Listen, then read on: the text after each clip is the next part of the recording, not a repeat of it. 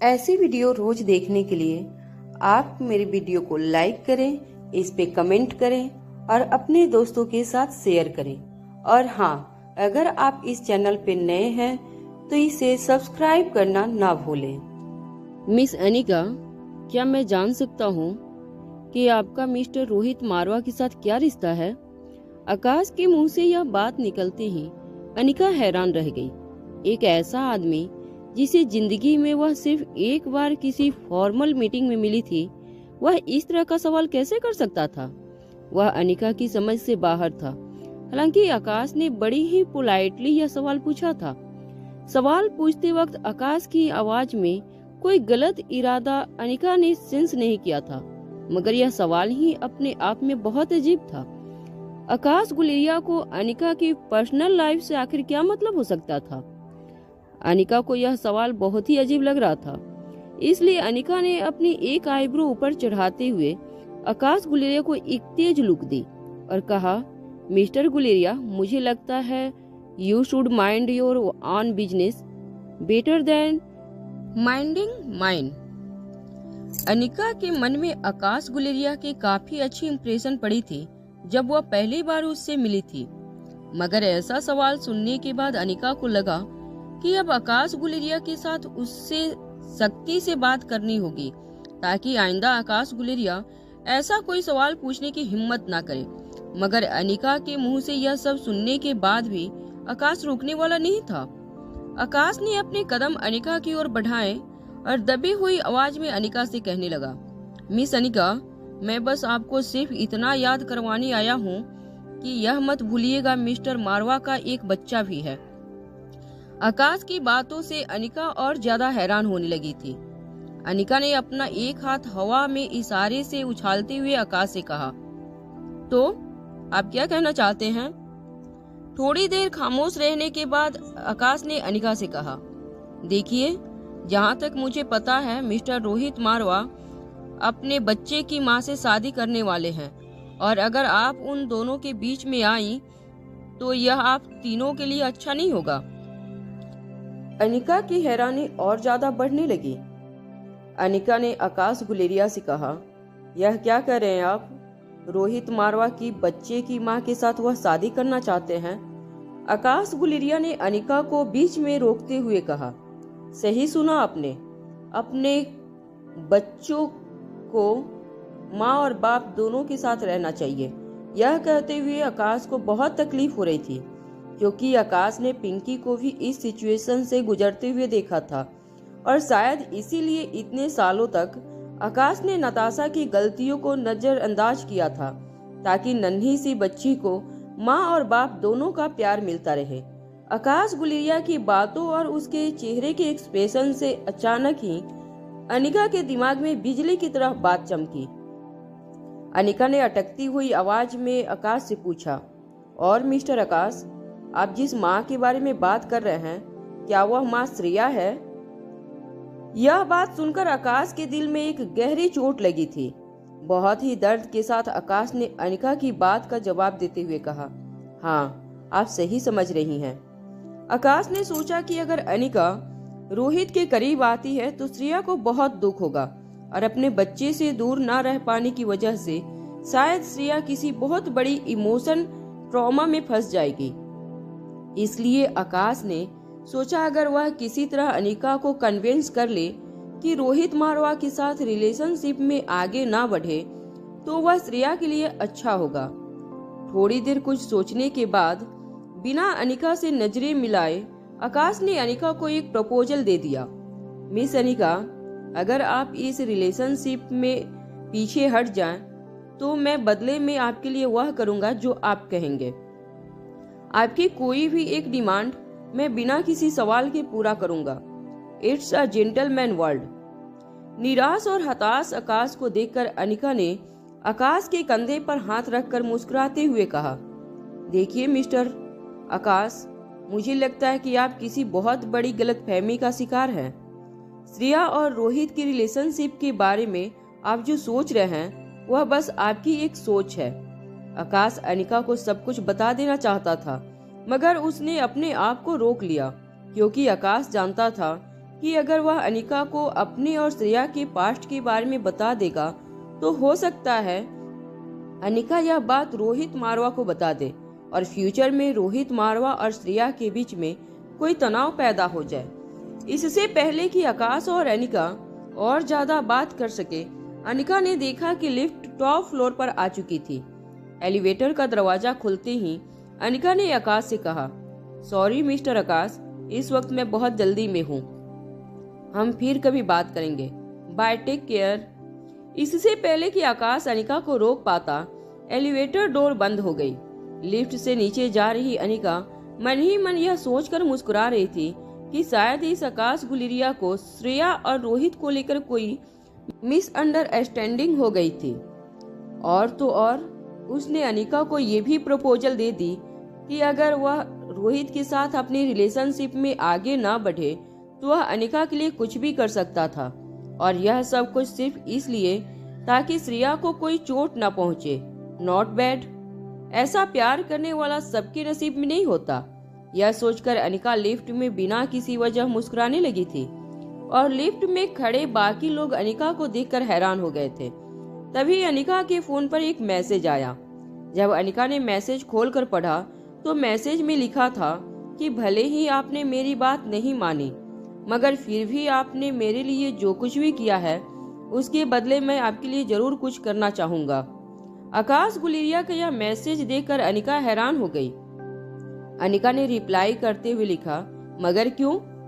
अनिका समझ नहीं पा रही थी कि जब गुलेरिया परिवार को मल्होत्रा हाउस से इतनी नफरत थी, फिर आज अचानक ही क्यों आकाश गुलेरिया अनिका के लिए कुछ भी करने को तैयार था। आखिर ऐसा क्या किया था अनिका ने आकाश के लिए जिसकी वह भरपाई करना चाहता था?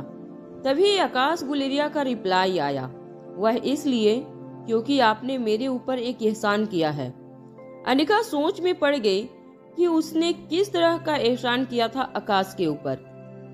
तभी आकाश का एक और मैसेज अनिका के मोबाइल पर फ्लैश हुआ, मैं अपनी बात जरूर रखूंगा, आप अपनी कोई भी विश बस मुझे कह दीजिएगा, आपका काम पूरा हो जाएगा।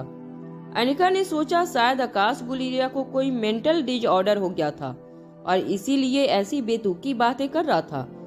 इसलिए इन मैसेज का रिप्लाई दिए बगैर अनिका ने अपने फोन को अपने पर्स में रख लिया।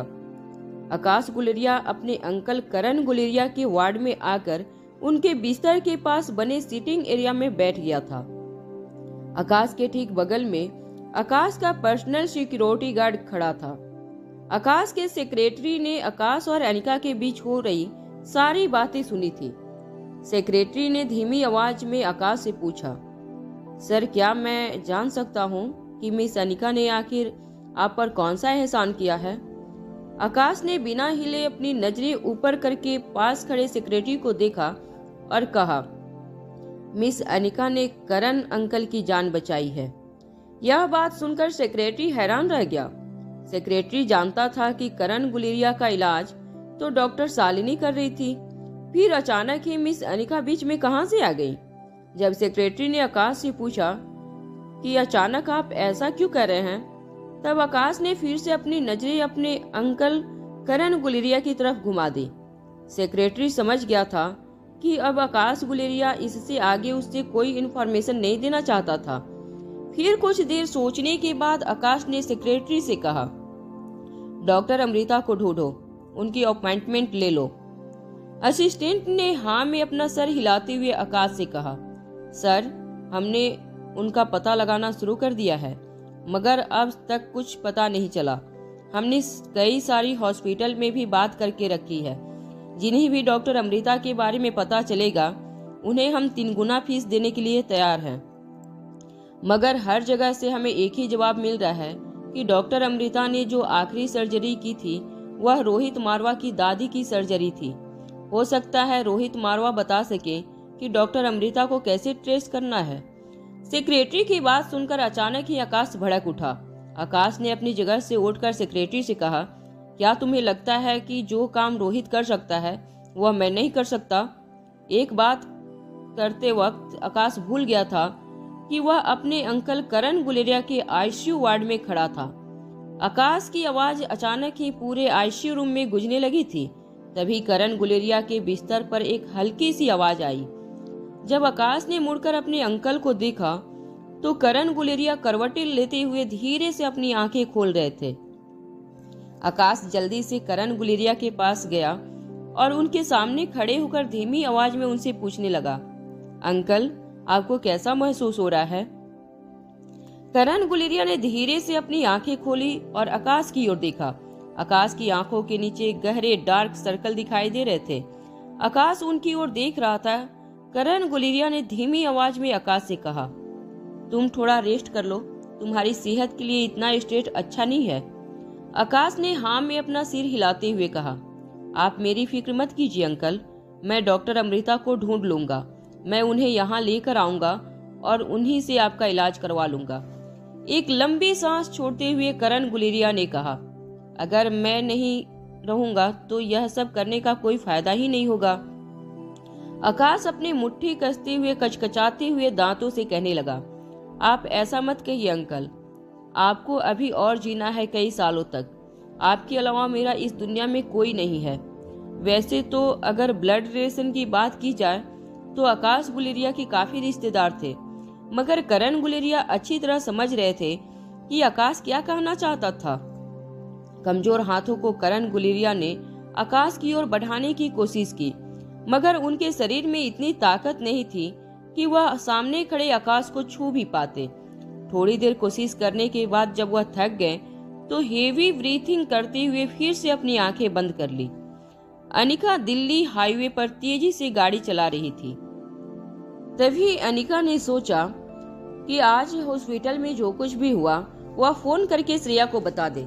जैसे ही अनिका ने श्रेया को फोन लगाया, श्रेया ने फोन उठाते ही अनिका से पूछना शुरू कर दिया, कैसी है रिया, क्या हुआ है उसे?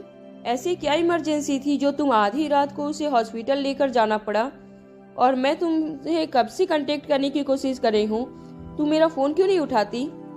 अनिका ने श्रेया को शांत करते हुए कहा, अगर तुम जानना चाहती हो कि रिया कैसी है तो खुद ही जाकर मिल लो। हॉस्पिटल के विजिटिंग आवर्स जल्दी खत्म हो जाएंगे।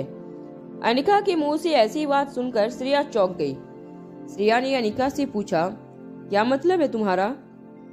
मुझसे बताओ, रिया कैसी है? क्या कुछ सीरियस है? देखो, इस तरह चुप मत रहो, तुम मुझसे कहो। अनिका ने श्रेया की बात का जवाब देते हुए कहा, अगर तुम जानना चाहती हो तो जल्दी लाइफ केयर हॉस्पिटल के टॉप फ्लोर पर बने स्पेशल आईसीयू वार्ड में पहुंच जाओ। यह कहते हुए अनिका ने श्रेया का फोन काट दिया। अनिका चाहती थी कि श्रेया और आकाश गुलेरिया एक दूसरे से मिले और जो भी मिसअंडरस्टैंडिंग है उन्हें आपस में मिलकर सॉल्व करें। अनिका जानती थी कि इस मीटिंग की वजह से शायद दोनों के बीच का मनमुटाव खत्म हो जाए और वह फिर से पहले की तरह रिलेशनशिप में बंध जाए, और अगर ऐसा नहीं तो एटलीस्ट एक दूसरे के लिए मन में कोई मिसअंडरस्टैंडिंग लेकर दोनों जिंदगी भर एक दूसरे से नफरत ना करते रहें। अनिका का फोन रखते ही श्रेया ने जल्दी अपना पर्स लिया। श्रेया टैक्सी में बैठकर लाइफ केयर हॉस्पिटल पहुंच गई। लाइफ केयर हॉस्पिटल में पहुंचने के बाद श्रेया ग्राउंड फ्लोर की लॉबी से तेजी से दौड़ते हुए लिफ्ट के पास गई और इंतजार करने लगी। जैसे ही लिफ्ट का दरवाजा खुला, एक के बाद एक लोग लिफ्ट के बाहर निकलने लगे, मगर जैसे ही श्रेया लिफ्ट के अंदर जाने की कोशिश करने लगी, अचानक उसके बढ़ते कदम रुक गए, क्योंकि सामने आकाश गुलेरिया लिफ्ट के अंदर खड़ा था। श्रेया को इस तरह देखकर आकाश के पांव भी लिफ्ट के अंदर ही जम गए। तभी लिफ्ट मैन ने श्रेया से कहा, चलिए मैडम, बताइए कहाँ जाना है आपको? धीमे कदमों से श्रेया लिफ्ट के अंदर आई और लिफ्ट मैन से कहा, टॉप फ्लोर। श्रेया को देखकर आकाश ये भी भूल चुका था कि उसे ग्राउंड फ्लोर पर बाहर निकलना था। लिफ्ट मैन ने फिर से टॉप फ्लोर का बटन दबा दिया और आकाश और श्रेया एक दूसरे को देखते हुए लिफ्ट के दो अलग अलग कोने में खड़े हो गए। अलग अलग फ्लोर पर लोग आते गए और जाते गए, मगर श्रेया और आकाश बस एक दूसरे की आंखों में देखते रहे। फिर जैसे ही लिफ्ट टॉप फ्लोर पर पहुंची, लिफ्ट मैन ने आकाश और श्रेया को अपने थॉट से बाहर निकलते हुए कहा, सर, मैडम, टॉप फ्लोर आ गया। लिफ्ट में अब सिर्फ आप दो ही लोग हैं। मेरे ख्याल से आपको यहीं जाना है। लिफ्टमैन की बात सुनकर अचानक ही श्रेया और आकाश होश में आए। दोनों धीमे कदमों से लिफ्ट से बाहर निकल गए। श्रेया इस वक्त रिया के लिए भी परेशान थी और वह जल्द से जल्द रिया को मिलकर यह देखना चाहती थी कि रिया की तबीयत अब कैसी है। तेज कदमों से श्रेया रिया के वार्ड की ओर चलने लगी। तभी पीछे खड़े आकाश ने श्रेया को आवाज लगाते हुए कहा, श्रेया 1 मिनट रुक जाओ, मैं तुमसे कुछ बात करना चाहता हूँ। आगे बढ़ रही श्रेया के कदम अपनी जगह पर अटक गए। श्रेया ने पीछे मुड़कर आकाश को नहीं देखा। आकाश श्रेया के बिल्कुल पास आ गया था, इतना पास कि श्रेया की परफ्यूम की खुशबू आकाश तक पहुंचने लगी थी। खुशबू महसूस करते ही आकाश को इस बात का एहसास हुआ कि श्रेया के शरीर से आज भी वही महक आ रही थी जो सालों पहले आया करती थी। श्रेया के शरीर से आने वाली खुशबू महसूस करते ही आकाश अपने इमोशंस पर कंट्रोल नहीं कर पा रहा था, मगर किसी तरह हिम्मत करके आकाश ने श्रेया से कहा, क्या तुम जानती हो कि मिस अनिका और रोहित मारवार रिलेशनशिप में हैं? आकाश गुलेरिया की बात सुनकर श्रेया ने पहले तो उन्हें शांत रहने का इशारा किया और फिर यहाँ वहाँ देखकर वह अचानक ही आकाश का हाथ पकड़कर उसे कॉरिडोर में ऐसी जगह ले गई जहाँ उनकी बात और कोई ना सुन सके। आकाश सारा वक्त हैरानी से श्रेया को देखता रहा। फिर थोड़ी देर कुछ सोचने के बाद श्रेया ने आकाश से कहा, देखो अभी यह बात किसी को नहीं पता चलनी चाहिए। श्रेया की बात सुनकर आकाश हैरान रह गया। क्या इसका मतलब यह था कि श्रेया जानती थी कि रोहित और अनिका रिलेशनशिप में है और फिर भी श्रेया को इस रिलेशनशिप से कोई एतराज नहीं था? 6 साल पहले श्रेया और आकाश के बीच ब्रेकअप की वजह थी। श्रेया को पता चल चुका था कि आकाश ने नताशा के साथ एक रात गुजारी थी और इसी वजह से श्रेया और आकाश का साथ हमेशा के लिए टूट गया था। मगर आज जब श्रेया को रोहित का अनिका के साथ संबंध के बारे में पता चला तो श्रेया बिल्कुल कैजुअली रिएक्ट कर रही थी। इसका मतलब साफ था कि श्रेया रोहित से इतना प्यार करती थी कि रोहित की ऐसी हरकत पर भी वह पर्दा डालने के तैयार थी। आकाश समझ नहीं पा रहा था कि आखिर श्रेया रोहित से इतना अंधा प्यार कैसे कर सकती थी। आकाश का गुस्सा अब उसकी आंखों में साफ नजर आने लगा था। ऐसा लग रहा था जैसे आकाश के सर पर खून सवार हो गया था। गहरी आवाज में आकाश ने श्रेया से कहा, तुम इतनी बेशर्म कैसे हो गई इतने सालों में? तुम्हें पता है कि रोहित मारवा अनिका के साथ रिलेशनशिप में है, फिर भी तुम उसके साथ रहना चाहती हो। क्या वजह है इसकी? तुम्हारा रोहित के लिए प्यार या रोहित मारवा का पैसा, उसकी फैशन, उसकी पावर जो तुम्हें किसी भी कीमत पर उससे दूर जाने नहीं दे रही है? अब समझ में आया, शायद पिछले 5-6 सालों में तुम इतनी बेशर्म हो चुकी हो कि शायद रोहित मारवा के पैसों के लिए अब तुम उसकी रखेल बनने को भी तैयार हो। आकाश के मुंह से यह शब्द निकलते ही आकाश के गालों पर एक जोर के चाटे की आवाज आई। हालांकि श्रेया के चाटे से ज्यादा चोट आकाश के शब्दों ने श्रेया को पहुंचाई थी।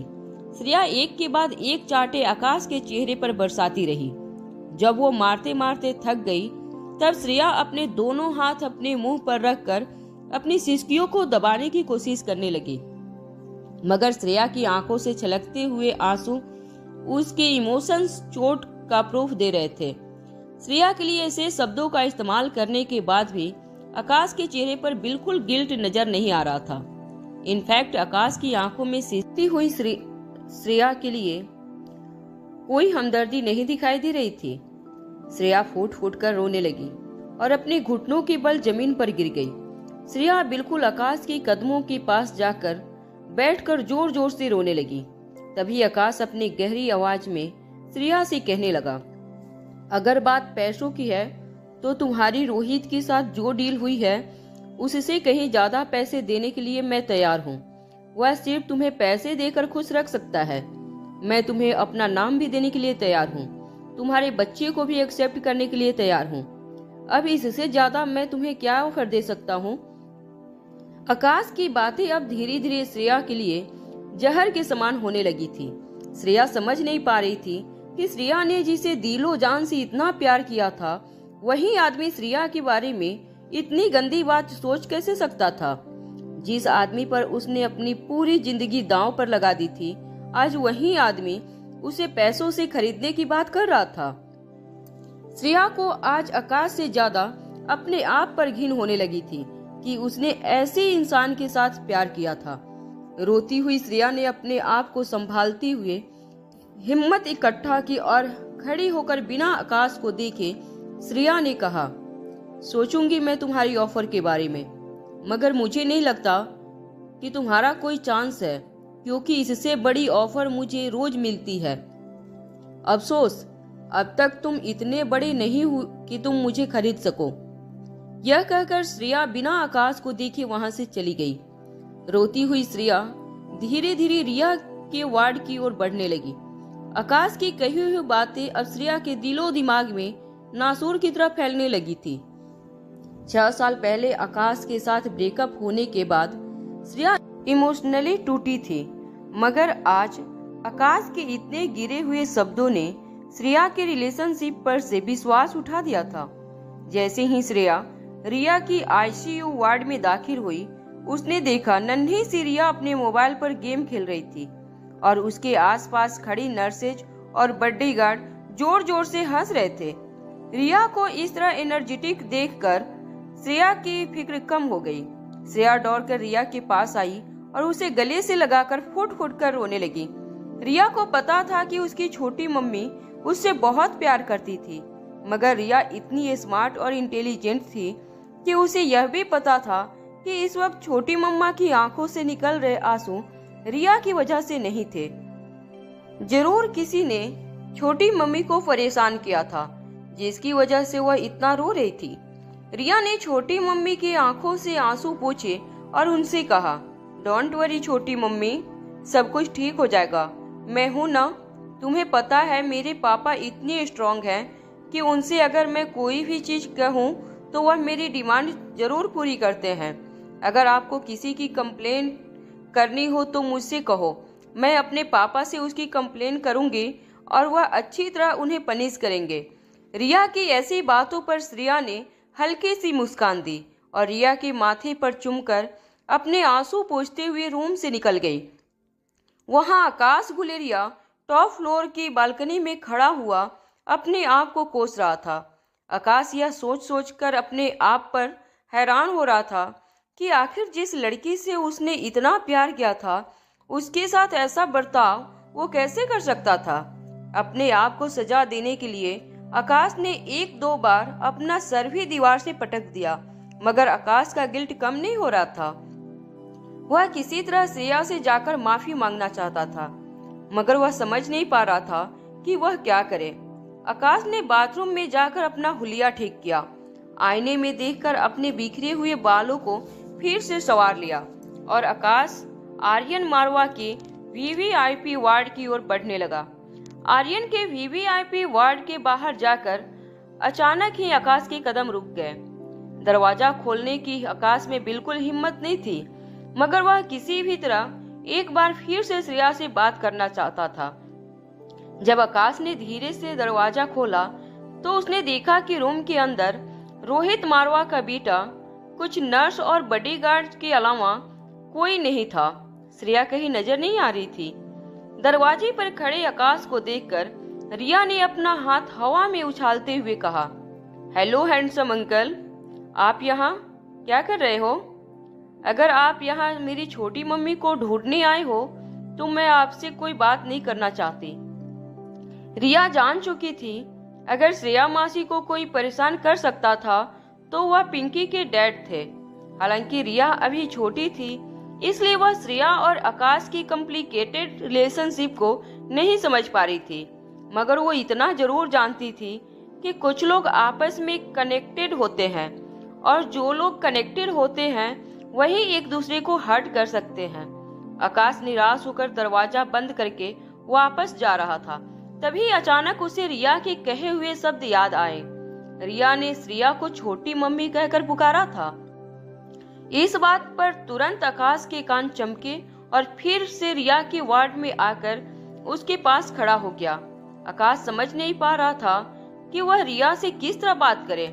तभी रिया ने आकाश की ओर देखते हुए कहा, आप दिखने में इतने हैंडसम हैं, मगर मुझे लगता है कि आप भी दिमागी इलाज कराना पड़ेगा। डोंट वरी, मेरे पापा के पास एक ऐसी टेबलेट है जिसे खाने के बाद आप जैसे बड़े लोगों का दिमाग ठीक हो जाता है। आकाश ने हड़बड़ाती हुई आवाज में रिया से पूछा, अभी अभी तुमने कहा छोटी मम्मी, क्या इसका मतलब यह हुआ कि अभी अभी जो लड़की यहाँ आई थी वह तुम्हारी मम्मी नहीं थी?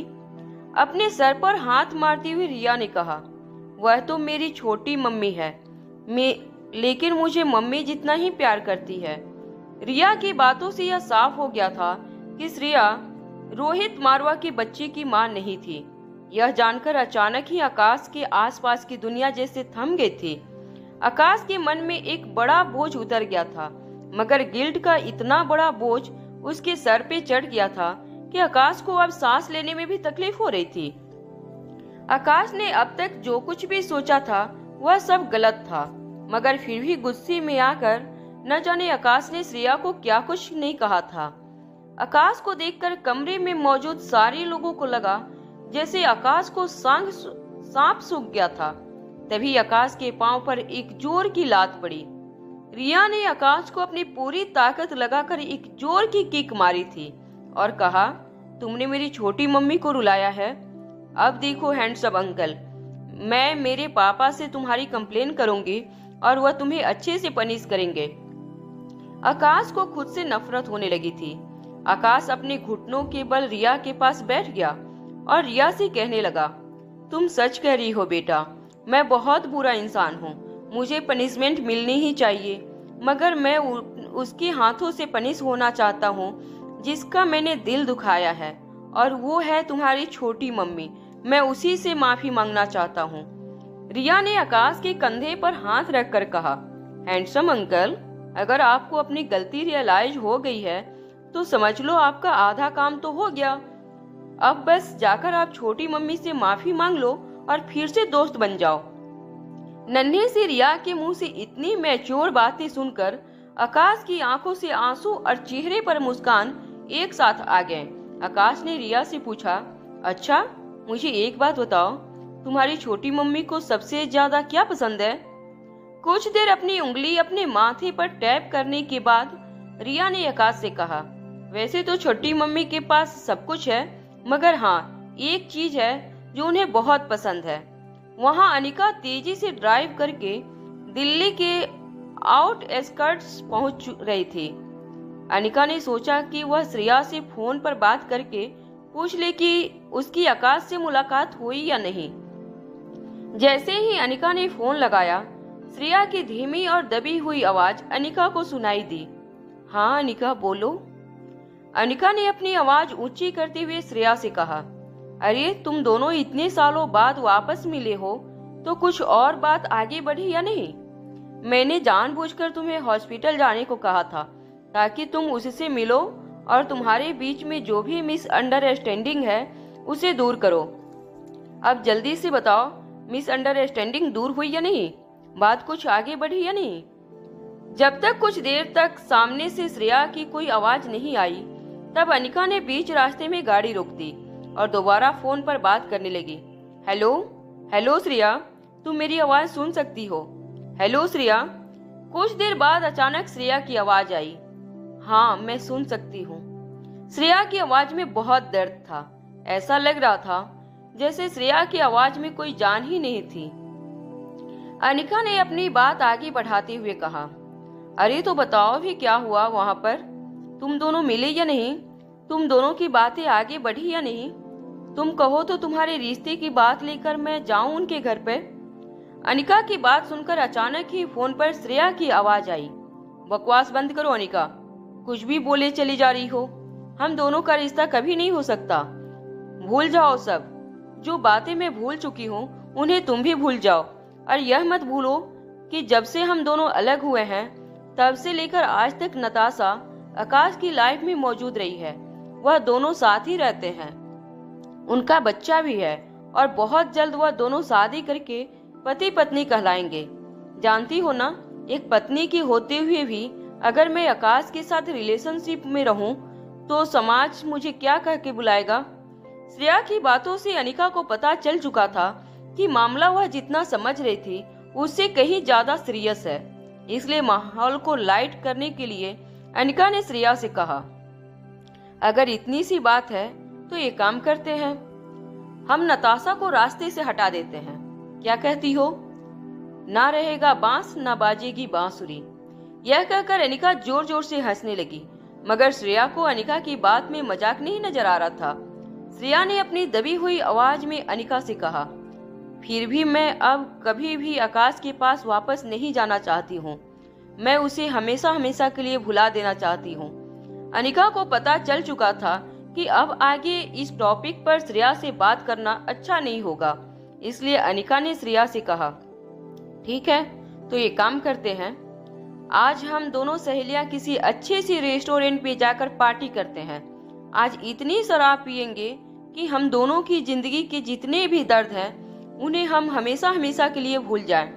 यह कहते हुए अनिका ने फोन डिस्कनेक्ट कर दिया।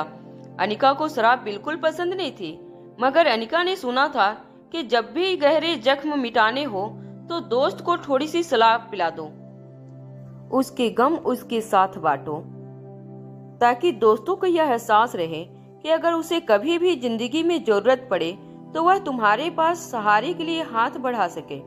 अनिका दिल्ली की सड़कों पर तेजी से कार चलाते हुए Delhi university of medical science के दरवाजे पर पहुंची। गेट पर सिक्योरिटी गार्ड को पहले से इन्फॉर्म कर दिया गया था।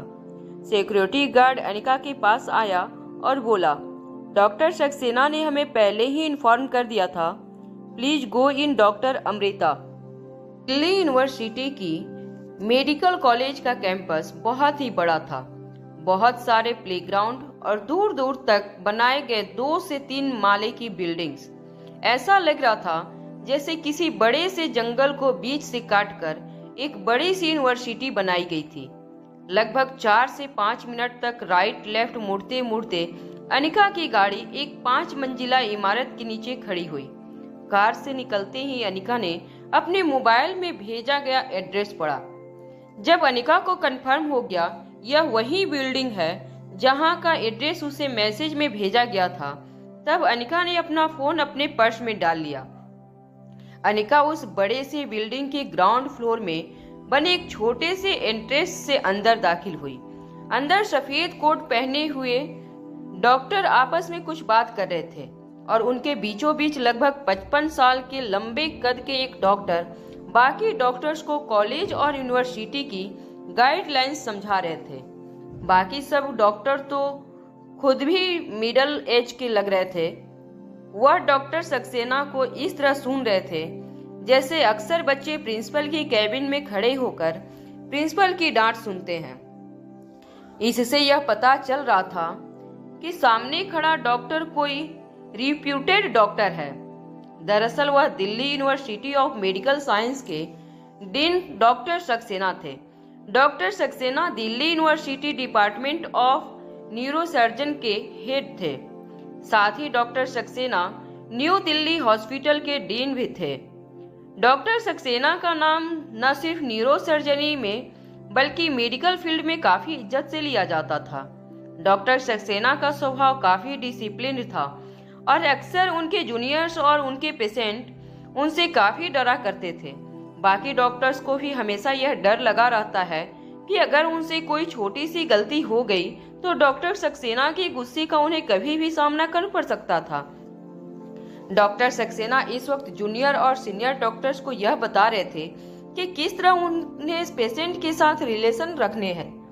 बाकी डॉक्टर्स को वह यह समझाने की कोशिश कर रहे थे कि पेशेंट के साथ ज्यादा फ्री होना उनके ट्रीटमेंट के लिए ठीक नहीं होता, क्योंकि अगर पेशेंट ने अपने डॉक्टर को लाइटली लेना शुरू किया तो वह दिन दूर नहीं जब वही पेशेंट उस डॉक्टर की ट्रीटमेंट को भी लाइटली लेने लगता है, जो उनके इलाज के लिए अच्छा नहीं। किसी भी एक डॉक्टर को खास डॉक्टर सक्सेना यह समझा रहे थे कि डॉक्टर को पेशेंट का इलाज करना है, मगर उनके लिए पेशेंट के साथ साथ डॉक्टर को भी डिसिप्लिन मेंटेन करना चाहिए। डॉक्टर को डांटते हुए जैसे ही डॉक्टर सक्सेना ने अंदर आती हुई अनिका को देखा, डॉक्टर सक्सेना ने अचानक ही अपनी मीटिंग बीच में रोक दी और अपना हाथ अनिका की ओर बढ़ाते हुए अनिका की तरफ चलने लगे। डॉक्टर सक्सेना ने अनिका से कहा, आखिर तुम आ ही गई। Thank you so much for coming here. Please please मेरी ऑफिस में आकर बैठो, हम वहीं पर बात करेंगे। I am so glad that you are here. यह कहकर डॉक्टर सक्सेना ने अनिका से हाथ मिलाया और बड़ी अदब से झुककर अनिका को ऑफिस की ओर चलने का इशारा किया। जैसे ही डॉक्टर सक्सेना अनिका को लेकर ऑफिस की ओर चलने लगे, पास खड़े जूनियर डॉक्टर्स हैरान रह गए। उन्होंने कभी भी डॉक्टर सक्सेना को किसी के साथ इस तरह बात करते नहीं देखा था, वह भी खासकर एक ऐसी लड़की के साथ जो अभी अभी कॉलेज से बाहर निकली हो।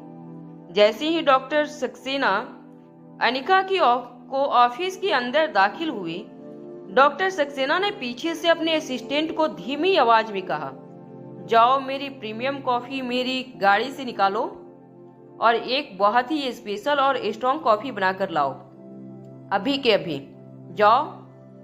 डॉक्टर सक्सेना कॉफी के बड़े शौकीन थे। उनके पास कॉफी की महंगी और प्रीमियम कलेक्शन मौजूद थी, मगर जो प्रीमियम कॉफी उन्होंने अपनी कार में रखी थी वह डॉक्टर सक्सेना कभी नहीं निकाला करते थे, चाहे उनका गेस्ट कितना भी बड़ा वीवीआईपी हो। मगर आज इस कॉलेज गोइंग लड़की के लिए इतनी प्रीमियम कॉफी मंगवाना डॉक्टर सक्सेना के स्वभाव से बिल्कुल विपरीत था। सारे डॉक्टर्स एक साथ अच्छी तरह समझ चुके थे कि अभी अभी डॉक्टर सक्सेना के साथ जो लड़की उनकी ऑफिस में गई थी वह कोई आम लड़की नहीं थी, जरूर वह कोई बड़ी वीवीआईपी होगी। मगर सभी डॉक्टर्स और डॉक्टर सक्सेना की असिस्टेंट एक दूसरे को देखकर इस कंफ्यूजन में थे कि आखिर यह लड़की थी कौन। ऑफिस के अंदर आते ही डॉक्टर सक्सेना ने अनिका को अपनी चेयर पर बैठने को कहा। अनिका ने बिना आर्ग्यू किए डॉक्टर सक्सेना की बात मान ली और वह डॉक्टर सक्सेना की चेयर पर जाकर बैठ गई। डॉक्टर सक्सेना सामने रखी गेस्ट चेयर पर बैठ गए। अनिका ने अपने दोनों हाथ टेबल पर रखकर डॉक्टर सक्सेना से पूछा, बताइए डॉक्टर, मुझे इस तरह यहाँ क्यों बुलाया है? आप जानते हो कि मैं कुछ दिनों के लिए ऑफिशियल वेकेशन पे हूँ, फिर भी इस तरह मुझे यहाँ बुलाने का क्या मतलब था? डॉक्टर सक्सेना अनिका की यह बात सुनकर अपनी जगह से खड़े हो गए और बेहद शर्मिंदगी के साथ अनिका से कहने लगे, I am really sorry, I am really very very sorry to disturb your life this doctor Amrita. मगर बात यह है कि एक बहुत ही कॉम्प्लिकेटेड सर्जरी के बारे में आपसे कुछ बात करनी थी। इस सर्जरी के लिए हमें आपकी एक्सपर्ट राय की जरूरत होगी। ऑफिस चेयर पर अपनी पीठ सीधी करते हुए अनिका ने डॉक्टर सक्सेना से पूछा, किस तरह का ऑपरेशन है यह? डॉक्टर सक्सेना ने अपने ड्राइवर से कुछ रिपोर्ट्स निकालते हुए अनिका से कहा, यह एक 5 साल के बच्चे के ब्रेन में ट्यूमर है। ट्यूमर का लोकेशन बहुत ही पेचीदा है।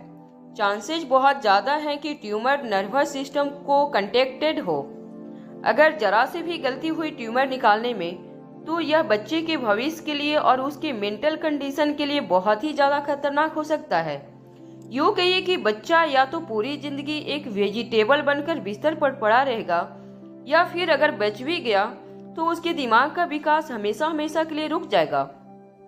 मुझे पता है कि अगर आप कोई ऑपरेशन करें तो महीनों पहले उसकी अपॉइंटमेंट फिक्स करनी पड़ती है, मगर इस बच्चे को सिर्फ आप ही बचा सकते हैं। मुझे इस बच्चे की हालत पर बहुत तरस आया और इसलिए मुझे इस तरह आपको यहाँ बुलाना पड़ा। डॉक्टर सक्सेना अनिका के अंदर छुपी औरत को एक इमोशनल अपील करना चाहते थे। अनिका अपने दोनों हाथ टेबल पर कुछ देर टैप करने के बाद डॉक्टर सक्सेना से कहा, इज दैट ऑल? क्या आप इतना ही कहना चाहते थे मुझसे डॉक्टर सक्सेना? अनिका अपनी जगह से खड़ी हुई और डेस्क के पीछे से बाहर निकलते हुए डॉक्टर सक्सेना से कहा, अगर इतनी सी बात थी तो मुझे एक कॉल कर दिया होता आपने। मुझे यहाँ तक क्यों बुलाया? आप मुझे बस ऑपरेशन की तारीख, टाइम और लोकेशन बता दीजिए, मैं जा रही हूँ। इतनी बड़ी डॉक्टर इतनी आसानी से मान जाएंगी, यह डॉक्टर सक्सेना ने कभी सोचा नहीं था। डॉक्टर सक्सेना जानते थे कि मारवा और गुलेरिया खानदान भी अपनी सारी ताकत लगाकर डॉक्टर अमृता को ढूंढने में नाकामयाब रहते थे। बड़े से बड़ा पॉलिटिकली पावरफुल आदमी हो या बिजनेसमैन हो, डॉक्टर अमृता की अपॉइंटमेंट लेने के लिए उन्हें महीनों इंतजार करना पड़ता था। लोग करोड़ों रुपए खर्च करने को तैयार होते थे, मगर उन्हें डॉक्टर अमृता की अपॉइंटमेंट नहीं मिलती थी। और आज इतनी आसानी से डॉक्टर अमृता ने इस बच्चे की ऑपरेशन के लिए हाँ कर दी थी। यह बात डॉक्टर सक्सेना के लिए शॉकिंग था। डॉक्टर सक्सेना, मैं अपनी कमर झुकाते हुए अनिका से कहा, वेल डॉक्टर अमृता, मैं आपसे और एक बात कहना चाहता हूँ। वो जो बच्चा है वह बहुत ही गरीब खानदान से बिलोंग करता है। शायद आपकी फीस तो उसके पेरेंट्स ना भर सके, मगर हाँ, आप चिंता मत कीजिए। अगर आप यह ऑपरेशन करती हैं तो यूँ समझ लीजिए यह मुझ पर एक बहुत बड़ा एहसान होगा। आप यह समझ लीजिए कि इस ऑपरेशन के बदले आप मुझसे जो भी कहेंगे मैं आपके लिए बिना किसी सवाल कर दूंगा। वैसे मैं जानता हूँ कि मुझ जैसे मामूली डॉक्टर से आपको भला क्या काम हो सकता है, पर आप यह ऑपरेशन कर देती हैं तो उस बच्चे के माँ बाप पर और मुझ पर आपका बहुत बड़ा एहसान होगा। अनिका ने अपना पर्स टेबल से उठाया और डॉक्टर सक्सेना से कहा, ठीक है। यह कहते हुए अनिका ऑफिस से बाहर निकल गई। बाहर खड़े जूनियर्स डॉक्टर असिस्टेंट ने जब अनिका को बाहर आते हुए देखा तो अचानक ही उन सबके कदम पीछे हट गए और अनिका को बाहर जाने का रास्ता उन्होंने क्लियर कर दिया। किसी ने अनिका से पूछने की हिम्मत नहीं की कि आखिर वह कौन थे। वह सब लोग शौक में एक दूसरे को देखते रहे। जब अनिका फिर से बिल्डिंग के बाहर अपनी कार के पास पहुंची तो अचानक ही पीछे से अनिका को किसी की आवाज आई, अनिका तुम यहाँ क्या कर रही हो? जैसे ही अनिका ने पीछे मुड़कर देखा तो यह देखकर हैरान हो गई कि कामिनी, गुलेरिया और प्रीति ठीक कॉलेज कैंपस के रोड से अनिका की ओर चलकर आ रहे थे। प्रीति ने जैसे ही अनिका को देखा, प्रीति के चेहरे पर रौनक आ गई। प्रीति दौड़कर अनिका के पास आई और अनिका को गले से लगा लिया। प्रीति के ठीक पीछे चल रही कामिनी अनिका और प्रीति के पास आई और बड़े ही एटीट्यूड से अनिका की ओर देखकर कामिनी ने पूछा, तुम यहाँ क्या कर रही हो? यह एक टॉप मेडिकल कॉलेज का कैंपस है, कोई रेस्टोरेंट नहीं जो तुम मुंह उठाकर खाना खाने चली आई। अब यह मत कहना तुम यहाँ मेडिकल फील्ड में पोस्ट ग्रेजुएशन के लिए अप्लाई करने आई हो। प्रीति को देखकर अनिका को गिल्ट फील होने लगा था। जब से प्रीति दिल्ली में आई थी, अनिका प्रीति को एक बार भी मिल नहीं पाई थी। हालांकि प्रीति ने अनिका को कॉल करके बताया था कि वह दिल्ली आ रही है अपनी पोस्ट ग्रेजुएशन की पढ़ाई पूरी करने, और उसके साथ ही कामिनी भी दिल्ली आ रही थी। मगर इतने दिनों में अनिका प्रीति को मिलने नहीं आ पाई थी। इस बात का अनिका को गिल्ट था। हालांकि कामिनी भी दिल्ली में प्रीति के साथ रहती थी। कामिनी और उसकी माँ मनीषा में मनाली में जो कुछ भी अनिका के साथ किया था, उसके बाद कामिनी को फोन करके उसका हालचाल पूछना अनिका को जरूरी नहीं लगा। अनिका ने कभी सोचा नहीं था कि आज इस तरह उसकी मुलाकात कामिनी और प्रीति से हो जाएगी। अनिका ने कामिनी की बात को इग्नोर कर दिया और प्रीति के गालों पर हाथ रखकर पूछा, तुम किस प्रोफेसर के अंडर अपनी पोस्ट ग्रेजुएशन पूरी करना चाहती हो? तुमने अभी किसी प्रोफेसर को चुनकर एप्लीकेशन भेजी है? प्रीति ने कामिनी की ओर एक बार देखा और फिर धीमी आवाज में अनिका से कहा, मैं सोच रही थी अगर मुझे ऐसा कोई प्रोफेसर मिल जाए जो ज्यादा स्ट्रिक्ट ना हो तो अच्छा होगा।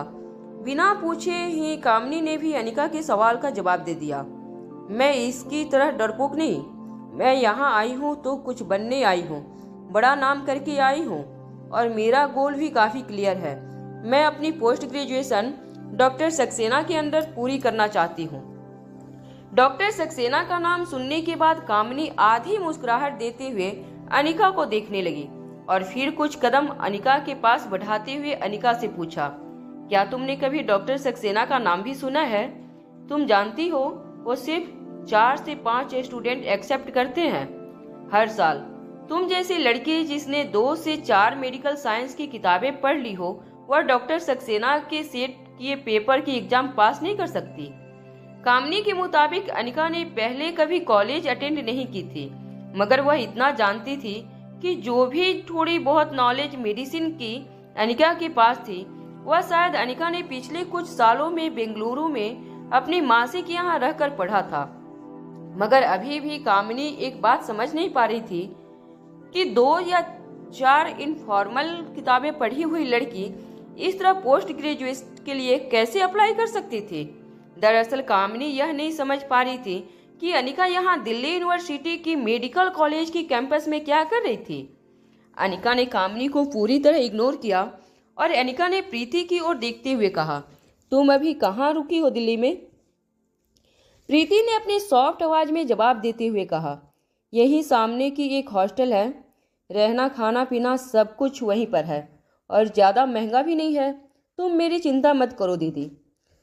फिर प्रीति ने कामिनी की ओर देखकर फिर से अनिका से कहा, दीदी अब तुम जाओ यहाँ से, हमें अंदर जाकर प्रोफेसर प्रेफर्ड की एक लिस्ट तैयार करनी है, मैं तुम्हें बाद में फोन करती हूँ। जैसे ही प्रीति ने अनिका से यह कहा, पीछे खड़ी कामिनी ने प्रीति को एक तरफ धकेलते हुए अपनी आवाज ऊंची करते हुए कहा, बाद में चली जाना, पहले मेरे सवाल का जवाब दो, तुम यहाँ क्या कर रही हो और क्या करने आई हो?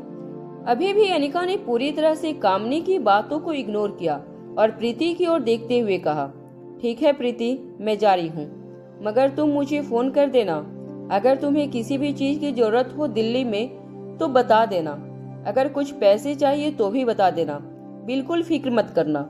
यह कहते हुए अनिका अपनी कार में बैठ गई। जैसे ही कामिनी ने अनिका की कार देखी, कामिनी का मुंह खुला का खुला रह गया। इससे पहले कि अनिका कार स्टार्ट करती, कामिनी ठीक कार के बोनेट के सामने आकर खड़ी हो गई और सरप्राइज होकर अनिका को देखने लगी। फिर अचानक कामिनी ने चिल्लाकर अनिका से कहा, बाहर उतरो, उस कार से बाहर उतरो, तुमने सुना नहीं मैं क्या कह रही हूँ? कामिनी की धमकियों से आज डरने वाली नहीं थी अनिका। कामिनी और अनिका की नजरें एक दूसरे से टकराई। फिर अचानक ही अनिका ने अपनी गाड़ी को रेस देना शुरू किया। कुछ देर गाड़ी को रेस देने के बाद एक झटके से अनिका ने कार शुरू की।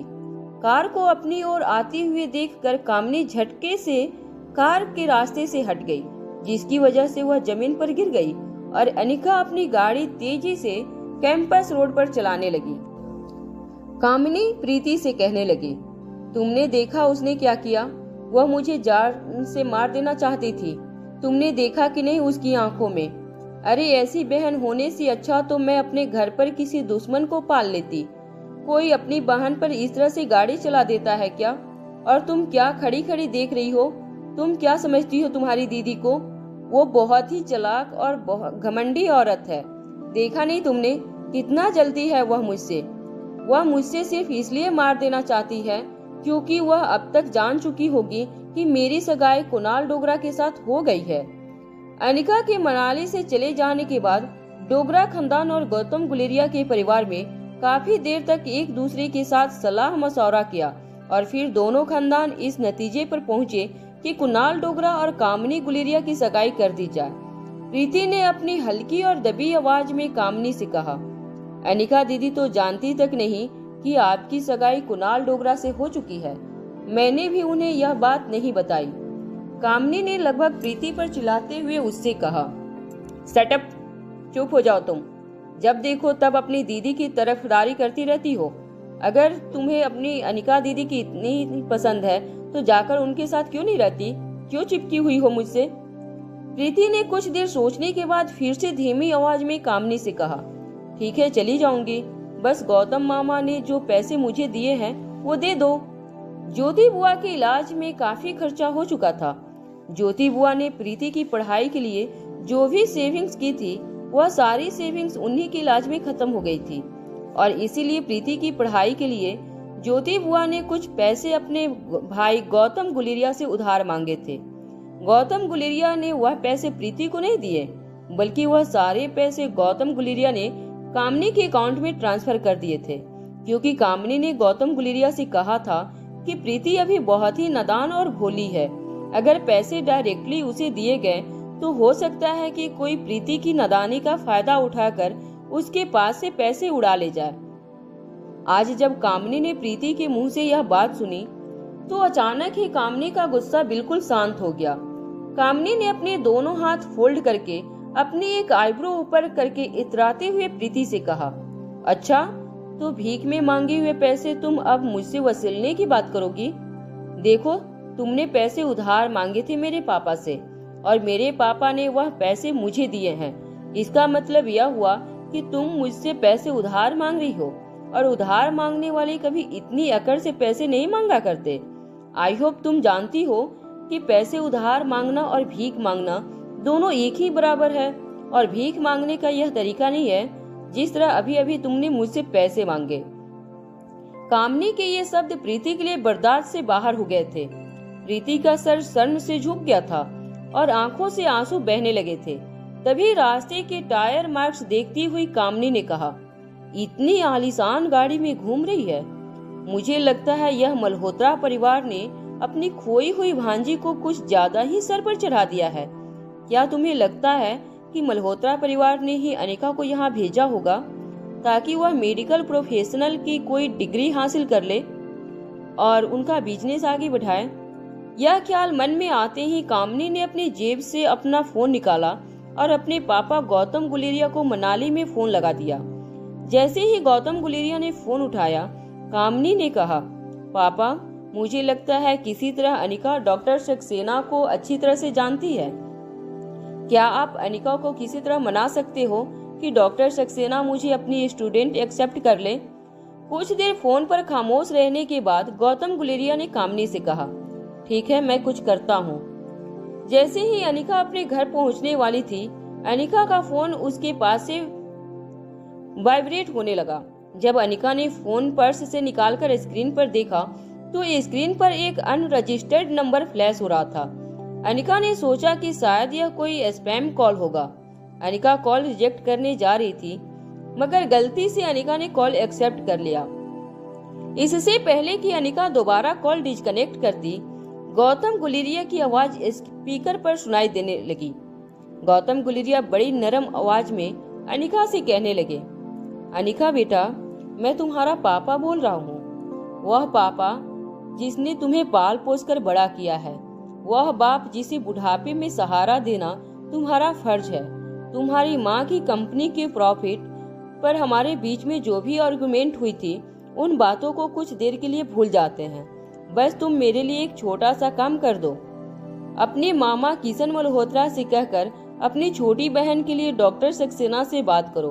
तुम्हारी छोटी बहन डॉक्टर सक्सेना के अंडर पढ़ना चाहती है, और अगर तुम्हारी बहन पढ़ लिख कर बड़ा नाम करती है तो कहीं बुढ़ापे में वो तुम्हारे पापा का सहारा बन सकती है। गौतम गुलेरिया आगे कुछ कहे उससे पहले अनिका फोन डिस्कनेक्ट कर देना चाहती थी, मगर जैसे ही अनिका फोन डिस्कनेक्ट करने जा रही थी, अचानक स्पीकर पर अनिका ने अपनी सौतीली माँ मनीषा की आवाज सुनी। मनीषा ने अनिका से कहा, अनिका बेटा, मैं तुम्हारी माँ मनीषा बोल रही हूँ। मैं जानती हूँ तुम अब हमारे पास वापस नहीं आना चाहती, क्योंकि वहाँ मल्होत्रा खानदान ने तुम्हें सब कुछ मिल रहा होगा जो तुम्हारे इस गरीब माँ बाप के पास नहीं है। तुमने तो हमसे तुम्हारी माँ की कंपनी भी छीन ली है, मगर हाँ, अब भी हमारे बीच एक रिश्ता कायम है। वह है कि तुम हमारी बड़ी बेटी हो और हमेशा रहोगी। खून का रिश्ता किसी भी रिश्ते से बड़ा होता है, चाहे कामनी और तुम्हारे बीच कितने भी झगड़े हुए हो, मगर वह तुम्हारी बहन है। उसकी मदद कर दो। अगर वह कल उठकर बड़ी डॉक्टर बन जाती है तो यह भी सोचो, तुम्हारे बूढ़े माँ बाप के लिए वह सहारा बन सकती है। अनिका ने लंबी सांस छोड़ते हुए मनीषा से कहा, खून का रिश्ता, यह क्या कह रही हैं आप? मनीषा ने अपनी आवाज में नरमी लाते हुए कहा, हाँ, खून का रिश्ता। तुम दोनों की चाहे माँ अलग थी, मगर पापा तो एक ही है। तुम यह कैसे भूल सकती हो? आखिर आज तुम जो कुछ भी हो वह तुम्हारे पापा की वजह से हो। अनिका को कुछ समझ नहीं आ रहा था कि इस बात का वह क्या जवाब देती। अनिका के लिए पापा शब्द के मायने ही कुछ और थे। वह सालों साल गौतम गुलेरिया को अपना पापा जरूर कहती रही, मगर कभी भी अनिका को गौतम गुलेरिया से वह प्यार नहीं मिला जो एक बाप अपनी बेटी को देता। अनिका ने हमेशा ही गौतम गुलेरिया को वह प्यार कामनी को देते हुए देखा था, और जब भी गौतम गुलेरिया अनिका से बात करता, अनिका को यही फील होता कि कोई मालिक अपने नौकर को हुक्म देता है। अनिका का ज्यादातर बचपन यही समझने में बीत गया कि आखिर उसने ऐसी कौन सी गलती की थी जिसकी सजा उसके पापा इतने सालों तक दे रहे थे। अनिका बचपन से लेकर आज तक सिर्फ एक ही बात सोचती रही कि आखिर ऐसी कौन सी भूल की होगी उसने जो उसके अपने पापा अपनी सगी औलाद के साथ इस तरह का व्यवहार करते रहे, जो शायद अपने दुश्मन की औलाद के साथ भी ना करे। अचानक अनिका ने गौतम गुलेरिया और मनीषा का फोन डिस्कनेक्ट कर दिया। अनिका ने अपना फोन हाथ में लिया और प्रीति को फोन लगाया। जैसे ही प्रीति ने फोन उठाया, अनिका ने प्रीति से कहा, कहाँ हो तुम? सरप्राइज प्रीति ने जवाब दिया, मैं अभी भी कॉलेज में ही हूँ। अनिका ने प्रीति से कहा, ठीक है वहीं रहो, मैं आ रही हूँ। प्रीति अनिका की इस बात से हैरान हो गई थी। प्रीति ने धीमी आवाज में अनिका से पूछा, मगर आप अभी अभी तो यहाँ से निकली हैं, अचानक क्या हुआ आपको दीदी? अनिका ने प्रीति को जवाब देते हुए कहा, मुझे अभी अभी पता चला है कि मेरा और कामनी का खून का रिश्ता है। मैं भी जरा देखना चाहती हूँ किस तरह से हमारा खून रिश्ते में बंधा हुआ है। अनिका का यह जवाब सुनकर प्रीति पहले से ज्यादा कंफ्यूज हो गई, मगर इससे पहले कि प्रीति और कोई सवाल पूछे, अनिका ने फोन डिस्कनेक्ट कर दिया। दिल्ली के हाईवे पर तेजी से चल रही गाड़ी को अनिका ने अचानक ही ब्रेक लगा दी और फिर किसी फिल्मी कार चेसिंग सीक्वेंस की तरह अनिका ने फ्लाई ओवर के नीचे से यू टर्न ले लिया और फिर से दिल्ली यूनिवर्सिटी की मेडिकल कॉलेज की ओर तेजी से कार चलाने लगी। ठीक 10 मिनट बाद अनिका की कार फिर से कॉलेज की उसी बिल्डिंग के सामने जाकर रुकी। कार से उतरकर अनिका ने तेजी से प्रीति और कामनी के पास आ गई। जैसे ही कामनी ने अनिका को अपने पास आती हुए देखा, मुस्कुराती हुई कामनी ने अनिका से कहा, मुझे लगता है पापा का तुम्हें कॉल आ गया। देखो मैं समझाती हूँ कि तुम्हें। इससे पहले कि कामनी और कुछ कह पाती, अनिका ने कामनी के सर पर हाथ रखा और एक झटके से कामनी का एक बाल तोड़ लिया। बाल खींचने के दर्द से अचानक ही कामनी के मुंह से चीख निकल गई। हैरान कामनी फटी हुई आंखों से अनिका को देखे जा रही थी। बाल टूटने के दर्द की वजह से कामनी अपने एक हाथ से अपने सर पर जोर जोर से मालिश करने लगी। कामनी समझ नहीं पा रही थी कि आखिर अनिका ने ऐसा क्यों किया था। फिर मुस्कुराती हुई अनिका ने कामनी से कहा, आई एम सॉरी, मैं तुम्हारा एक बाल उधार ले जा रही हूँ। Thank you very much for this help. Anika की बात सुनकर अपने एक हाथ से सर मसल रही कामनी फटी आंखों से अनिका को देखती रही। जब कामनी का दर्द थोड़ा सा कम हुआ, तब हैरान कामनी ने गुस्से से अनिका से कहा, यह क्या कर रही हो तुम? पहले तुमने मुझे कार से नीचे कुचलने की कोशिश की और अब तुमने मेरे साथ यह हरकत की। मैं तुम्हें छोड़ूंगी नहीं। कामनी के बाल को अपनी उंगलियों में लपेटते हुए अनिका ने उस बाल को एक छोटी सी प्लास्टिक बैग में रख लिया और फिर कामनी की ओर देखकर अचानक ही मुस्कुराने लगी। उस प्लास्टिक बैग को अपने जेब में रखने के बाद अनिका ने कामनी से कहा, मैंने क्या किया तुम्हारे साथ? मैंने तो कुछ भी नहीं किया। गुस्से से लाल कामनी ने अनिका से कहा, तुमने अभी अभी मेरे बाल खींचे, मैं तुम्हें छोड़ूंगी नहीं।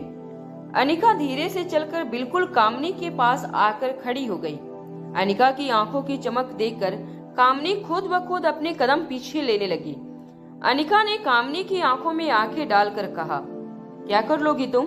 अगर चाहो तो तुम मेरी पुलिस कंप्लेन कर सकती हो, मगर हाँ, मुझे सजा देने से पहले पुलिस सबूत मांगेगी कि मैंने तुम्हारा एक बाल चुराया है या नहीं। ये कैसे प्रूव करोगी तुम कि ये तुम्हारा बाल चुरा कर ले जा रही हूँ? कामनी को समझ नहीं आ रहा था कि वह अनिका की इस बात का क्या जवाब देती।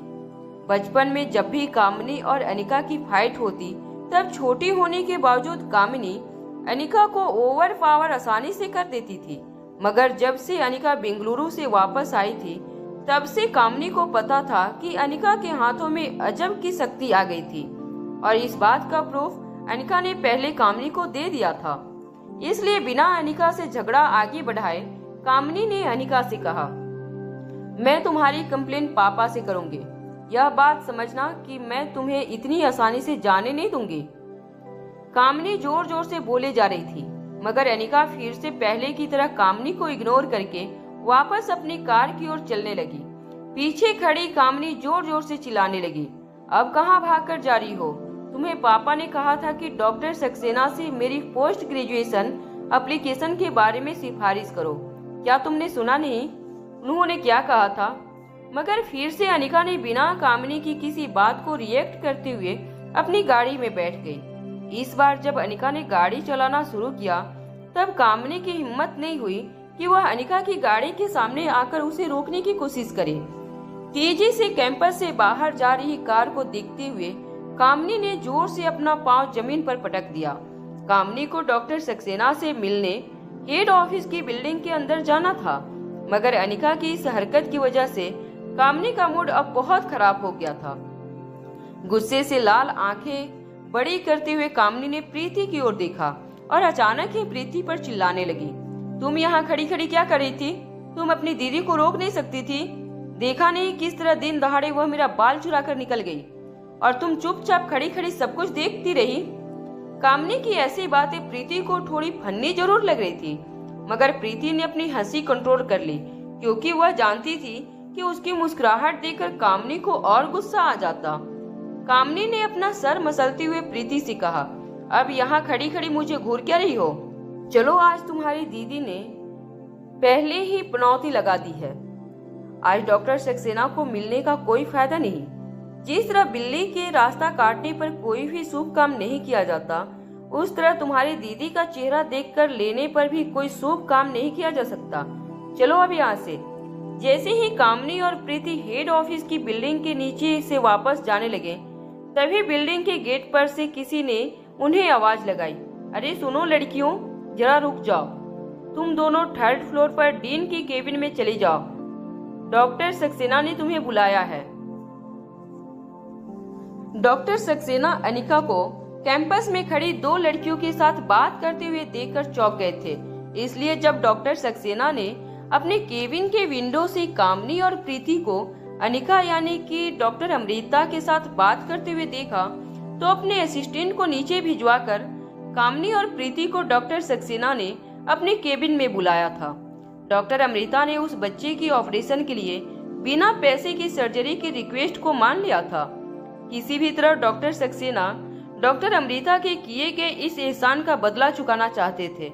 डॉक्टर सक्सेना जानना चाहते थे कि आखिर उन दो लड़कियों का डॉक्टर अमृता के साथ क्या कनेक्शन था, और अगर वह डॉक्टर अमृता के साथ क्लोज कनेक्शन में है तो डॉक्टर सक्सेना कामनी और प्रीति की मदद करना चाहते थे। जब कामनी और प्रीति डॉक्टर सक्सेना के केबिन में से बाहर आई तो दोनों के चेहरे पर घबराहट साफ नजर आ रहा था। डॉक्टर सक्सेना की कॉलेज में इमेज बहुत ही स्ट्रिक्ट और एरोगेंट थी। वह कभी भी किसी भी स्टूडेंट के साथ बात करते नजर नहीं आए थे। घबराती हुई कामनी और प्रीति डॉक्टर सक्सेना की केबिन में दाखिल हुए, मगर अंदर जाते ही वे दोनों ये देखकर हैरान हो गए कि डॉक्टर सक्सेना अपने डेस्क पर से खड़े होकर मुस्कुराते हुए दोनों लड़कियों का स्वागत कर रहे थे। डॉक्टर सक्सेना ने कामनी और प्रीति की ओर देखकर मुस्कुराते हुए कहा, प्लीज यंग लेडीज, क्या मैं जान सकता हूँ अभी अभी आप नीचे जिनसे बात कर रहे थे उनका आपके साथ क्या रिश्ता है? डॉक्टर सक्सेना की बात सुनते ही कामनी ने यह सोचा कि शायद मल्होत्रा परिवार की कनेक्शन की वजह से डॉक्टर सक्सेना अनिका को जानते हैं। इसलिए मुस्कुराती हुई कामनी ने डॉक्टर सक्सेना से कहा, मैं उसकी छोटी बहन हूँ। यह सुनते ही डॉक्टर सक्सेना ने अपनी एक आईब्रो ऊपर की और मुस्कुराते हुए दोनों लड़कियों के पास आकर बोले, आई सी, तुम उसकी छोटी बहन हो, इसलिए तो एक मेडिकल स्टूडेंट हो और इतनी बड़ी यूनिवर्सिटी में पोस्ट ग्रेजुएशन करने आई हो। डॉक्टर सक्सेना की बात सुनते ही कामनी ने अपनी बैग से अपनी फाइल निकाली और डॉक्टर सक्सेना को एक के बाद एक पन्ने पलटते हुए कहा, मैं मनाली की मेडिकल यूनिवर्सिटी की स्टूडेंट हूँ। यह रहे मेरे एग्जाम्स रिजल्ट्स। मैं दिल्ली सिर्फ इसलिए आई हूँ ताकि आपकी अंडर पोस्ट ग्रेजुएशन कर सकूँ। यह मेरे लिए बहुत बड़ी बात होगी। कामनी की बात सुनकर डॉक्टर सक्सेना काफी खुश हो गए। उन्होंने कामनी की फाइल अपने हाथ में ली और एक के बाद एक पन्ने घुमाते हुए कामनी की रिपोर्ट पर नजर डाली। वैसे तो कामनी भी पढ़ाई में काफी अच्छी थी और उसके रिजल्ट भी हर साल बहुत अच्छे आते थे। शायद यही वजह थी अनिका के साथ शादी टूटने के बाद डोगरा परिवार ने कुणाल डोगरा की शादी कामनी के साथ करने का फैसला किया था। कामनी की तारीफ करते हुए डॉक्टर सक्सेना ने कहा, तुम्हारे ग्रेड्स तो काफी अच्छे हैं। पोस्ट ग्रेजुएशन एंट्रेंस एग्जाम भी तुम्हारे रिजल्ट साथ लाई हो। डॉक्टर सक्सेना की यह बात सुनकर कामनी की एक्साइटमेंट बढ़ने लगी। कामनी ने डॉक्टर सक्सेना को जवाब देते हुए कहा, सर, मैंने रिटन एग्जाम क्लियर कर ली है, इंटरव्यू की डेट आनी बाकी है। डॉक्टर सक्सेना ने कामनी की फाइल बंद कर दी और कामनी को फाइल वापस करते हुए डॉक्टर सक्सेना ने प्रीति की ओर देखा और मुस्कुराते हुए पूछा, और आप कौन? इससे पहले कि प्रीति कुछ जवाब दे पाती, कामनी ने आगे बढ़ते हुए डॉक्टर सक्सेना से कहा, सर, यह मेरी क्लासमेट है। मैं आपसे मिलना चाहती थी और आपकी रिप्यूटेशन पूरी यूनिवर्सिटी में बहुत स्ट्रिक्ट है, इसलिए मोरल सपोर्ट के लिए इसे भी साथ लेकर आई हूँ। सर, अगर आप मुझे अपने अंडर पोस्ट ग्रेजुएशन करने का मौका देते हैं तो फिर मेरी बहन और मल्होत्रा परिवार आपका बहुत आभारी रहेगा। कामनी की बात सुनकर डॉक्टर सक्सेना चौंक गए और अपने दोनों हाथ हवा में हिलाते हुए डॉक्टर सक्सेना ने कहा, अरे नहीं नहीं, ऐसा मत कहो। डॉक्टर सक्सेना मन ही मन जानते थे कि डॉक्टर अमृता की सिफारिश पर वह एक नहीं बल्कि 10 स्टूडेंट को अपने अंडर पोस्ट ग्रेजुएशन करने का मौका दे सकते हैं। डॉक्टर सक्सेना का इस तरह का रिएक्शन देखकर कामनी ने सोचा कि मल्होत्रा परिवार का नाम सचमुच दिल्ली में बहुत बड़ा है और इसीलिए इतने बड़े डॉक्टर और यूनिवर्सिटी के डीन मल्होत्रा परिवार के एक फोन कॉल पर इतनी विनम्रता से एक प्रेस स्टूडेंट से बात कर रहे थे। मुस्कुराती हुई कामनी ने डॉक्टर सक्सेना से पूछा, सर, अगर आप चाहें तो मुझे कोई टेस्ट भी दे सकते हैं, यह देखने के लिए कि क्या मैं आपके अंडर पोस्ट ग्रेजुएशन करने की काबिल हूँ या नहीं। डॉक्टर सक्सेना ने मुस्कुराते हुए अपना सर ना में हिलाते हुए कहा, नहीं नहीं, इसकी कोई जरूरत नहीं है। तुम दोनों अब घर जाओ और इंटरव्यू नोटिस आने का इंतजार करो। डॉक्टर सक्सेना ने यह कहने के बाद प्रीति और कामनी उनके केबिन से बाहर निकल गए। जब प्रीति और कामनी बिल्डिंग के स्टेयरकेस उतर रहे थे तब कामनी के चेहरे पर काफी एक्साइटमेंट थी। कामनी को अपने करियर का सपना पूरा होते हुए साफ नजर आ रहा था। वहीं प्रीति उदास चेहरे से धीरे धीरे सीढ़ियां उतर रही थी। पीछे चल रही प्रीति की ओर मुड़कर कामनी ने कहा, अब तुम्हारा मुंह इतना क्यों उतर गया है? अपनी बहन के एडमिशन की खुशी नहीं हो रही है तुम्हें? प्रीति ने अपनी धीमी और सॉफ्ट आवाज में कामनी से कहा, मुझे लगता है कि तुम्हें अनिका दीदी के नाम का सहारा नहीं लेना चाहिए। इससे तो अच्छा होगा कि वह हम खुद की मेहनत करें और अपने बलबूते पर एडमिशन हासिल करें। हो सकता है कि इस फेवर के बदले अनिका दीदी किसी मुसीबत में आ जाए फ्यूचर में, या फिर यूनिवर्सिटी और डॉक्टर सक्सेना की फेवर को लौटाने के लिए अनिका दीदी को ऐसा कुछ काम करना पड़े जो उन्हें ना करना हो। और तुमने अभी अभी मल्होत्रा खानदान का नाम क्यों लिया? बिना उसकी परमिशन उसका नाम लेना अच्छी बात नहीं है। प्रीति की बात पर कामनी इतराकर आगे चलने लगी और अपनी आवाज ऊंची करके प्रीति से कहने लगी, मैं अनिका की छोटी बहन हूँ। अगर मैंने उसके मामा का नाम इस्तेमाल कर भी लिया तो उसमें क्या गलत है? एक ही बात है ना। मगर हाँ, तुम तो हमारी कजिन हो तो तुम यह बात नहीं कह सकती और शायद इसलिए तुम्हें मुझसे जलन हो रही है। प्रीति को यह कहकर कामनी ने अपना फोन निकालकर अपने दोस्तों को यह बताना शुरू कर दिया कि किस तरह इतनी बड़ी यूनिवर्सिटी की डॉन डॉक्टर सक्सेना ने कामनी के रिजल्ट्स की तारीफ की। कामनी की बढ़ती हुई एक्साइटमेंट को देखकर प्रीति कामनी को याद दिलवाना चाहती थी कि अभी अभी डॉक्टर सक्सेना ने कामनी से कहा था कि घर जाकर नोटिस का इंतजार करो, ना कि एनरोलमेंट फॉर्म का इंतजार करें। कामनी का बिहेवियर देखकर प्रीति को ऐसा लग रहा था जैसे ऑलरेडी कामनी को डॉक्टर सक्सेना के अंडर पोस्ट ग्रेजुएशन करने का मौका मिल गया हो। मगर प्रीति अच्छी तरह जानती थी कि अगर उसने कामनी को यह बात याद दिलाई तो कामनी इसका गलत मतलब निकाल लेगी और प्रीति को फिर से कामनी की भली बुरी बात सुननी पड़ेगी। वहां अपनी केबिन में डॉक्टर सक्सेना अपने चश्मे निकालकर अपने एक हाथ से अपने माथे पर हल्का मसाज करने लगे। डॉक्टर सक्सेना ने अपने करियर की काफी बच्चों का इंटरव्यू लिया था, मगर कहीं न कहीं कामनी के साथ बात करके उन्हें कामनी का स्वभाव और नेचर काफी अजीब लग रहा था। डॉक्टर सक्सेना जानते थे कि कामनी भले ही पढ़ाई में काफी अच्छे नंबर लाती हो, मगर कहीं न कहीं कामनी के बात करने के तरीके से यह पता चलता था कि उस लड़की के अंदर काफी एटीट्यूड और एरोगेंस था, जो भविष्य में एक सफल डॉक्टर बनने के लिए अच्छी बात नहीं थी। डॉक्टर सक्सेना ने अपना फोन उठाकर अनिका को मैसेज किया मैसेज में डॉक्टर सक्सेना ने उस बच्चे की ऑपरेशन की डेट, टाइमिंग और लोकेशन अनिका के साथ शेयर की। मैसेज डिलीवर होने के कुछ ही सेकंड बाद अनिका का रिप्लाई आया, ओके गॉट इट। अनिका का रिप्लाई आती ही डॉक्टर सक्सेना ने अनिका को एक और मैसेज भेजते हुए पूछा, क्या तुम्हारी कोई छोटी बहन है कामनी नाम की? वह मेरे अंडर पोस्ट ग्रेजुएशन करना चाहती है। डॉक्टर सक्सेना अनिका को बताना चाहते थे कि अनिका के एहसान के बदले में वह अनिका की छोटी बहन के लिए एक छोटी सी फेवर कर सकते हैं, ताकि अनिका को ऐसा न लगे कि बिना पैसे के डॉक्टर सक्सेना के लिए किया हुआ ऑपरेशन करके उसका कोई फायदा नहीं होने वाला था। डॉक्टर सक्सेना देश की इतनी बड़ी न्यूरो सर्जन के सामने अपने भी इम्प्रेशन बनाए रखना चाहते थे। तभी अनिका इस बात पर रिप्लाई पढ़कर डॉक्टर सक्सेना हैरान रह गए। अनिका ने अपने रिप्लाई में लिखा था, जी मैं ऐसी किसी लड़की को नहीं जानती। यह मैसेज पढ़ते ही डॉक्टर सक्सेना को अपनी नादानी पर हैरानी हो रही थी। डॉक्टर सक्सेना ने पहले यह नहीं सोचा कि अगर इतनी बड़ी डॉक्टर जो न सिर्फ देश की बल्कि दुनिया की बड़ी न्यूरो सर्जन कहलाई जाती थी, उसकी छोटी बहन भला डॉक्टर सक्सेना के अंडर पोस्ट ग्रेजुएशन क्यों करना चाहेगी, जबकि डॉक्टर अमृता खुद यूनिवर्सिटी की रिक्वेस्ट पर यूनिवर्सिटी के पैनल में एडवाइजरी थी।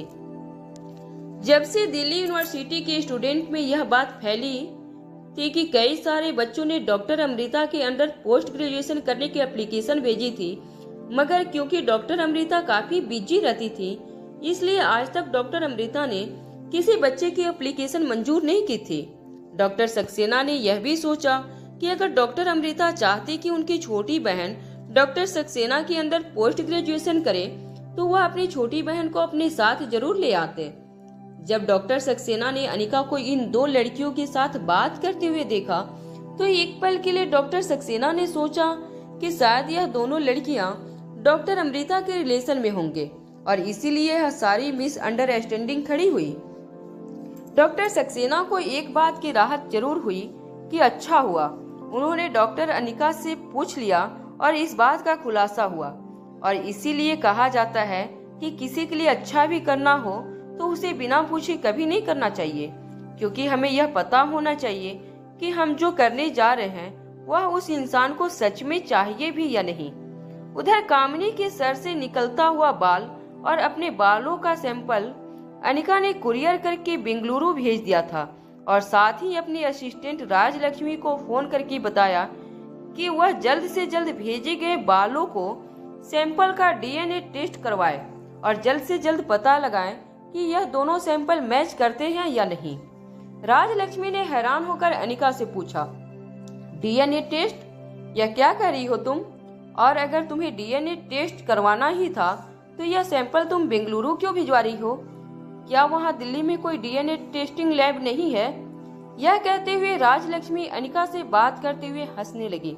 अनिका ने अपनी आवाज ऊंची करते हुए राजलक्ष्मी से कहा, देखो यहाँ मैं न्यू हूँ दिल्ली में, अभी यहाँ के लोगों को अच्छी तरह से जानती नहीं हूँ। मैं किसी पर इतना विश्वास नहीं कर सकती जितना तुम पर कर सकती हूँ, इसलिए सैंपल तुम्हें भिजवा रही हूँ। वहाँ किसी अच्छे से टेस्टिंग लैब में यह सैंपल भेजो और रिपोर्ट आ जाने पर जल्द से जल्द मुझे इन्फॉर्म करो।